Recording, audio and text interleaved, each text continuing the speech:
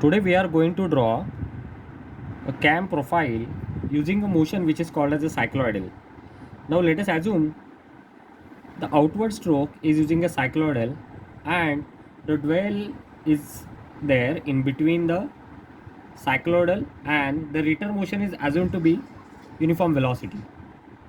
Now in this case we are assuming the stroke of a follower S as a 30 mm, okay, and the outward stroke, let us assume it is a 120 degree, that is using a cycloidal motion, and then we assume the dwell 1, let us assuming it is as a 30 degree, and then a return stroke is with a uniform velocity and having a 90 degree uniform velocity. Okay, so as per the convention, first we need to draw a parallel line. So before we draw a parallel line, we can either choose a scale for the proportions. So let us assuming a scale for displacement diagram as scale for displacement diagram.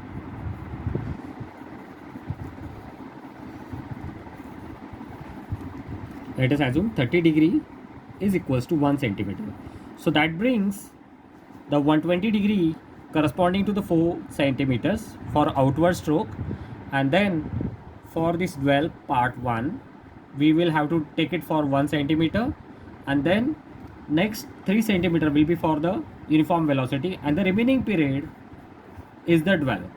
So how do we get that dwell part? So 120 plus 30 gives us to be 150, 150 and 90 gives us a 240, and if you subtract it from the 360 degree, so that will give us the dwell part 2. So it will give us 120 degree as the remaining dwell part, that is, let us call it as 2. So I am marking the distances by assuming the 30 degree as 1 centimeter, right? Now so I am taking the distances of 3 mm as a displacement of the follower.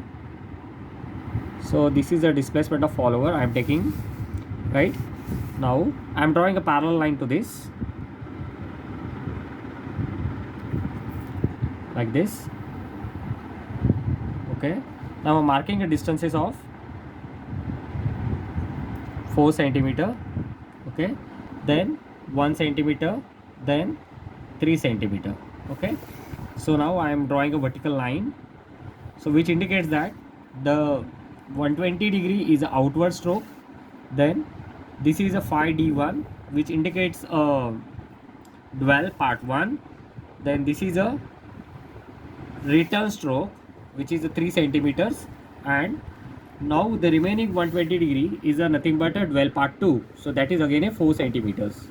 Okay, so up to this much we have a total displacement diagram that is accommodating in this space. Okay, now how do we start? So for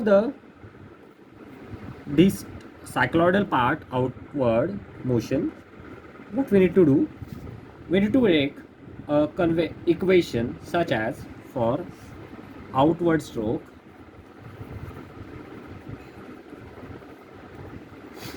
two pi r is equals to s.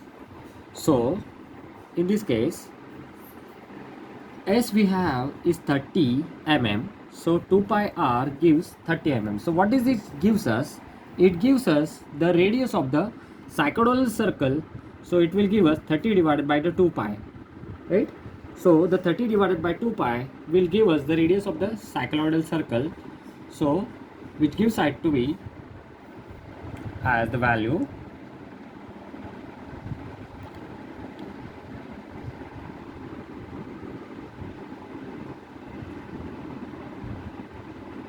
4.77 mm.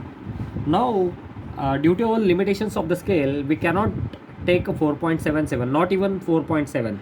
So we have to take a radius in a compass of 4.5 or 4 mm, right? So we'll take here as 4.5 mm. Okay, and then we'll draw it at the starting point like here, right? Either we can start at this point or we will end at this point. Anywhere in these two positions we can draw this circle. Okay, so this circle is drawn. Sometimes a smaller circle is difficult to draw by using a compass. Now what we have to do, we have to divide this circle into the number of equal parts. Okay, so for that, first I will extend this. Okay, then I will divide this into the equal parts. Likewise, this is the first part I am taking as a 45 degree, then here I will get with the 135 degree, right, and this 90 degree will be there. Okay, so now I am joining this. So this is the first point I am getting, so let us mark it this as a first point, right, and then this will be the second point. So the 2 point will be on vertical line, so this will call it as a 3. Then extend this horizontal line to call it this point as a 4. Okay, let us call this point as 5, this as 6, this as 7, and again we reach at a horizontal line which is called it as 8. Now what we have to do, we have to join this 1 and 3 which fall on the same line like this. So we get the intersection bit of these two lines which are of prime importance in the further drawing, and again we join the 5 and 7. So we get the two points, one as the intersection of the 1 and 3 on a vertical line, this point, and another intersection we getting by joining the 5 and 7 on this horizontal line which is nothing but the intersection of the vertical line of the stroke of the follower. Now what we do, we join these 2 points, center of a circle and the end point of the outward stroke of the follower like this. Okay, now what you have to do, from this line or to this line we have to draw a parallel line from these 2 points which are marked on a vertical line. So this is the first line that we draw, and the second line we draw it from the intersection of the 5 and 7 with the vertical line like this. Now what we do, we will divide this horizontal line into the 6 equal parts. Okay, so we know that this distance is a 4 centimeter, so which is nothing but the odd distance. So for dividing this, we will divide this on the upper side rather than on the down side to avoid the mess up of the lines. So take any suitable angle like this, a certain angle, not too large, not too small, right. Now take some suitable smaller distance in a compass, right.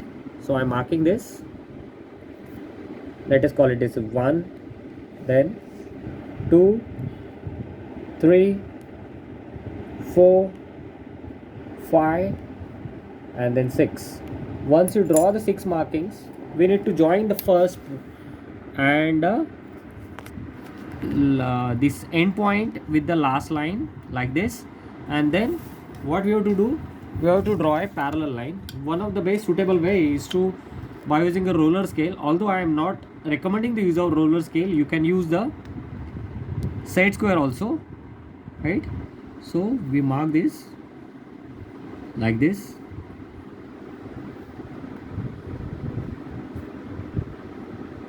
Sometimes the roller scale may get errors. Now I am projecting it downwards like this.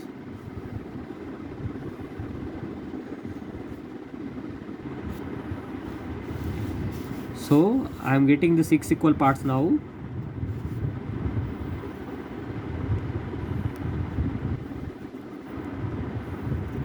Okay, so let us call these parts at 1, 2, 3, 4, 5 and 6. Now what we have the intersection of the different parts like this.